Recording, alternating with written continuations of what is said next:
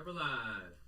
Hey everybody, it's Dale Jr. at the Dale Jr. Download. This is the Ask Jr. portion of the show. We've already been conversating a little bit about Wilkesboro and a lot. We've talked about a lot in this show. The All-Star race, where's it going? What should happen to Wilkesboro? How about the racetrack and how awesome it was? Tires and more tires, fights and punches and all the things. So it's been covered a lot in our industry this week, but we had our own take on it. One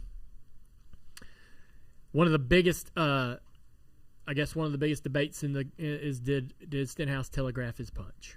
So you can chime in on that as well. But let's get started with the Ask Junior portion of the show. Let's get going, man. Let's get going. This first question from Charles. It is announced that next season we will be doing an official in-season tournament with a $1 million prize. Right. I feel like they got the idea from Denny Hamlin's Bracket Challenge, which is back again. But what are your thoughts on that? That's gonna be right in the heat of the Amazon TNT duo. Basically, this is really similar to like the No Bull $5 million deal. And it is exactly a spinoff of Denny's Bracket Challenge, we're still doing that. Oh, yeah. Yeah. So we're still going to do the Bracket Challenge where you can fill out your brackets while this in-season tournament is going on. But this year is not the tournament. Just we're doing our Bracket Challenge. Just us. Mm-hmm. Right? So you can get you can do, if you didn't do it last year, we had 20,000 fans sign up to the Denny Hamlin Bracket Challenge last year. If you didn't do it, you should, because this will give you an understanding of kind of how this tournament will work next year in 2025. And more details will be coming down the pipe. Follow Dirty Mo Media on social media, and we'll let you know everything you need to do about being able to fill out your own bracket for the Denny Hamlin Bracket Challenge. But this is a great thing, and it absolutely is a spinoff. Whether NASCAR will admit that or not, I know that Denny Hamlin came up with this idea, and it really was well received. And I think fans will really appreciate it. Year over year, it will become something more and more enjoyable for fans to be engaging in this. This is something for fans to have involvement in and enjoy. Just like March Madness creates a lot of conversation around filling out brackets and so forth, and there's obviously personal wagers and things that people are making on that. So I mean, this is limitless, the opportunities that this could create. I'm personally excited about it because it gives a new twist in what I will be doing as a broadcaster. Right, Sure. There'll be a new storyline to follow as we go through those races with TNT. The Amazon portion of the broadcast season in 2025, basically most of June or all of June. The last three races will be the seed races. So how you finish in those three events will help seed you into the bracket, which I think is kind of nice, because instead of just using a obvious, point system or looking at where drivers are in the points and just seeding them automatically that way, this really does give you some chances for some pretty odd pairings. A three race seeding process could get you some pretty, could find you some pretty heavy hitters going out up against each other in the very first week of the tournament. We'll see how that plays out. The TNT broadcast portion of the season, the 5 races that they have, will be the tournament. And so at the end, in the final race, it'll be between 2 drivers, and one will walk away with $1 million, and second and everyone else gets nothing. I love this idea, and I think it's great, and I understand why NASCAR is going to slow roll it. And when I say that, I mean, I would love for this tournament to come along with an automatic bid into the playoffs, or if that I'm just going to say the driver that wins the tournament most likely is going to be in the playoffs without help from the tournament itself, right? What if we were allowed this tournament winner to gain a first-round bye? Right? What if we said, hey, man, you won the tournament, so you're already in round 2. That is certainly interesting. Of the playoffs. It's not too far off from kind of the regular season championship boost that yes. you get. Right. And so I honestly feel like that. Like the regular season champion, the winner of the All-Star race, the winner of this in-season tournament, they should get more incentives. Big incentives that help them in the playoffs. First round buys, man. You're already in. That's intriguing. It's kind of like that. Kind of reminds me of how the baseball, the All-Star game used to determine home field advantage for the World Series. And there's in other sports, we have. I look at like 12th through 16th in our playoffs as the wild card teams, right? They're the wild card teams, right? And in the NFL, for example, like the teams that have great seasons get that bye, right? They don't play in the wild card weekend. So I think we should sort of form some incentives, and I think if we're really trying to make this in-season tournament thing to be important, what's $1 million to Denny Hamlin? Well, the dude's won 50 races. It's different. It means a lot different than it might to Harrison Burton, right? Definitely. $1 million is a lot of damn money to Harrison Burton. He damn sure would be thrilled to get that check, right? So it doesn't mean the same for all the drivers, whereas a bye into the playoffs holds the same value for anyone in the series, right?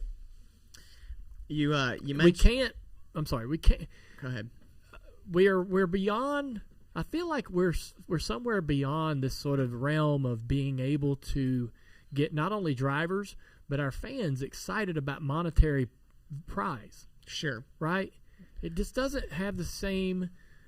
It doesn't excite us anymore the way it might have 30 years ago, and so I think that's why the tournament certainly would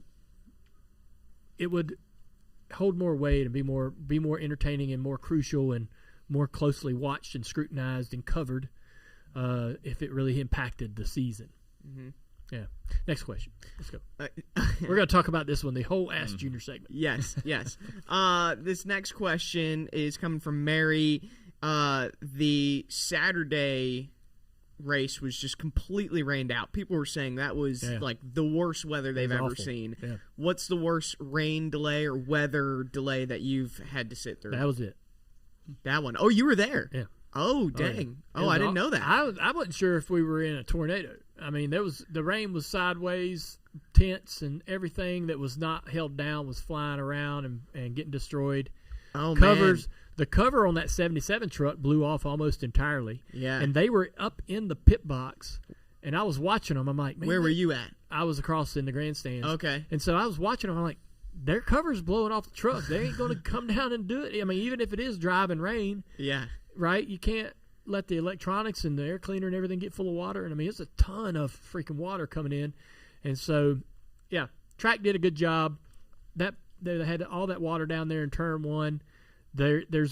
So I was there a long time ago, probably a couple years ago, when they realized that drain pipe in turn one down there in the pits was broke under the racetrack. I believe, now I argue with Marcus Smith about this, the steel underneath the grandstands. Right. He truly believes that there was something going on there because he said it was too perfect. And there was footings and there was all kinds of things in there that made him say, hey, somebody would get under here and somebody was storing stuff here. And the way they would access it is through that drain pipe. That drain pipe goes down in the pits, turns underneath the racetrack, and goes out under the grandstands. And it's giant. You can crawl in it. And it was busted. That's crazy. It was busted. It was busted right underneath the grandstands.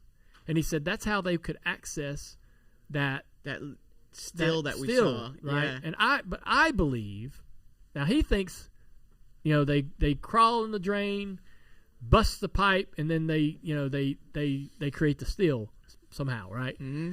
I believe that the pipe busted, collapsed, crushed, fell apart, whatever, and the constant rain and water and everything eroded that dirt underneath the grandstands, and it was basically a sinkhole that was created there. But either way or no matter what, I mean, they fixed this pipe. They put in this nice new drain. I mean, I watched them dig this giant hole and put in this whole elaborate, nice new drain. And there was so much rain and in a short period of time that even that drain couldn't keep up. And all kinds of stuff, dirt and debris and trash went to that drain, right? And it clogs. and then the whole infield flooded. It was amazing. But, I mean, they got all that water out of there, and off they went. Yeah, I mean, showing up yesterday. I was going to go on Saturday, and I saw the radar. I'm like, nah, I ain't doing that. I didn't even look at the rain. I didn't look at the radar. You didn't look at the radar at all. Yeah, but I was so excited. I said to Amy, I was like, this is dad shit. So I said to Amy, I was like, I want to take my girls to the track, right? I know Amy's like, I'm over it. Been going to the track all my life with you. I'm done with that. And I'm not going to, drag her to something she doesn't really want to do. And so, but I want my girls to go, and I know that they're probably not really into going or wanting to go, but I'm like, hey, Amy, can I take Isla with me up to the racetrack? And she's like, we'll all go. And I'm like, really? She's like, yeah, we'll all go. What a day. Okay. And I'm like, I didn't even look at the radar. What a day to do that. I drug them all up there. Boom! Huge pouring rain. And we're sitting there like twiddling thumbs. Then they call everything at 5 o'clock, and we're like, well, okay, guess we'll go home. So you didn't see any on-track A little bit of the truck race. A little bit of it. Yeah. Yeah, before it got called. Yep. Dang. That sucks. All right. This next question, for those in the YouTube chat, this is from the YouTube chat, but we talked about the fight earlier in the podcast, so you're going to have to go back and listen to it, but this is fight related. This one's from Vegas. The last time you threw a punch. Golly. We used to have a boxing ring, and so does that count? I think that could count. I mean, I haven't been in a physical fight. Gosh, I can't remember the last time. It's been a really, really long time. And for good reason. We used to. I loved boxing growing up. Big fan of it. Right. Lived all the Mike Tyson career, and I remember watching Sugar Ray Leonard in his last few fights. And just really became a big fan of it. And I got a ring. I bought a ring. I don't know how I did this online. I don't know if it went online back then. But I got a boxing ring, and I put it up in my shop. And me and my buddies would get in there, and we made a few rudimentary rules about, how we were going to fight. But I got a bell, a timer. Uh-huh. That, you started it, and I'm like, hey, 12 rounds. We're going to go 12 rounds. Dude, we'd do it, man. Just drag your arms. You can only pick. Gosh. You can only pick. You can only pick dude. Yeah, I mean this was 1998, 99. You know what I mean? We're kids. Yeah. And we had the headgear. We made our own mouthpieces in the kitchen. Steaming them in the pot. And we had the whole thing, right? And me and my buddy Josh Schneider and we'd get in there and go, right? And I'm like, hey Josh, don't kick my ass. He's bigger than me. I was like, don't kick my ass here. Just let's have some fun, get work our ass to death and get tired. And so it was a good workout because everybody was trying to find I didn't want to run on a treadmill and do all that boring stuff. And that was really fun. And fighting, right? You got to get some anger out and some frustrations. So that was kind of nice. And then I kept the ring, and everywhere I moved or wherever I'd go, the ring would come with me. I'd put it in this shop, put it over here. And it turned into less working out, and somewhere we'd end up at 3 a.m. Right. Yeah. Right. Yeah. And it's like, we'd be drinking at the saloon like 2 o'clock in the morning, and either two guys would start arguing or a couple buddies start arm wrestling, and it's like, hey, we got a ring, go settle this, got the headgear, and you're just trying your best to talk them into it. Mm-hmm. Right. Like, oh, it's fine, you're fine, and to get them up there. TJ's been in there by fighting people. Little TJ. Yeah, little TJ. Yeah. Well, I mean, he's your not, nickname just dropped. Oh my gosh. I got in there with Sonny a couple times. I got in there with several of my buddies, but we all would get in there and just go a round or two. When you're a little inebriated, you don't need to be going it's the perfect too time hard. To do it. Yeah, it was fun, but we had a lot of fun with that. That's probably the last time I've thrown a punch was in that boxing ring. Yeah, you don't still have that? No, I donated it to a local church or a high school or something. A local church. I donated it. Church needs. I'm not ring. going to throw it away, so it ended up going away, but. new meaning to Bible thumping. Yeah. Oh my gosh. This next question coming from Ricky. Phoenix is back with the championship race in 2025. Your reaction to that? Is this a trick question? Huh? Is this a trick question? Did you hear that? The Homestead's like their local government's making a real push to try to get it. I thought Homestead was going to be 2025. Oh yeah. Yeah, I was convinced it's coming back next year. Something, Homestead, the racetrack, is at the very. I got a house in Key West, so I know it's not the southernmost point, but it is down there. Yeah, right. Right. Yeah, it is. Florida. It is out in the boondocks, man. I mean, it's not in a very busy metropolitan. It's not in NASCAR country, right? It's not. It's just out on the fringes geographically, and so it's really interesting to me, in a good way, that people are so enamored with it returning as the championship race. And I'll be honest, when I was there, it had that vibe, man. Yeah. When I would be there, and we'd be there in the trucks and Xfinity, and the Cup would have, they would have their night when they were going to crown their champion. And I don't know what it was about that place, man, but it just fit perfectly. And I'm sure some other racetracks could match that energy and match that vibe, but man, Homestead just felt like where we were supposed to be. And so I never really, the champion celebration on the front straightaway, it always perfect. It hit. Yeah. Did it ever fall short? Did it ever land flat? And then after the race, your champion's going around taking pictures all night long and doing interviews with different networks. I did an interview with Kyle Busch on the apron of turn 3 at like 2:00 in the morning. Right. Yeah. It just had a vibe. And when you were done, your ass could take a left and go down to Key West if you wanted to. Oh yeah. And have a couple days at the end of the year. It's tempting.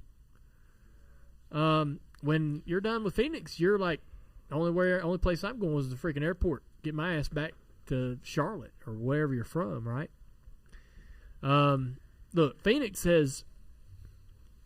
they have done a ton to that racetrack to bring it up, modernize it, make it more enjoyable for fans. They've created this incredible little infield area for fans down in 1 and 2. They've done a ton to make that racetrack as good as it can be. I got to commend them. They do a really, really good job. And it is a great facility. It's a great place, a great town. I've enjoyed my race weekends there as a broadcaster. But I don't know, man. It just doesn't. I haven't felt the way I used to feel at Homestead there when I'm at Phoenix. I haven't. Something's missing. I don't know what it is. I go to that race and I'm like, man, it feels like another weekend. Maybe it's because we go there twice a year. Maybe. Yeah. Maybe that's it. Because Homestead, we're here at Homestead. There's no other reason we'd be here than the championship race. You nailed it. I think you're right. I really do. I can't put my finger on it, but I believe you might be onto something there. So, Phoenix has done a lot of work. I just really don't want to tear them apart because they have worked so hard to try to make this championship weekend a success and make people love it, make people want to embrace it. Mm-hmm. But people want what they want. And it sounds like to me a lot of our fans want to see it go back to Homestead, and I would be okay with that. Yeah, I would too. Yeah. Good stuff this week on Ash Jr. Yeah, man. All right. Great questions, everybody. Make sure you tune it in to everything we're doing this week. We got some great news coming out as well, I hope. We'll be able to get that out to you. Some great things happening here at Dirty Mo Media. But, yeah, the teardown, actions detrimental, door bumper clear, Speed Street. You got Indy 500 right around the corner. You want to be tuning in to Connor Daly and Chase and see what's going on in that world. And can we talk about our interview for this week, our guest interview? Yeah. Bussin' with the boys. Taylor and Will Compton are going to be coming by this week. They've got a great podcast, a couple of NFL careers to talk about. Been pretty good friends with both those guys for a little while here. So they're going to be coming in the studio, and we'll be kind of trading secrets, I guess, talking podcasts and what's going on in their world. But should be a fun one. And Dirty Mo Doe with Steve Letarte and Tampa Tims. As I said, the bracket challenge, Denny Hamlin bracket challenge is back for year 2. A lot of great things going on, so we'll see you. Clear.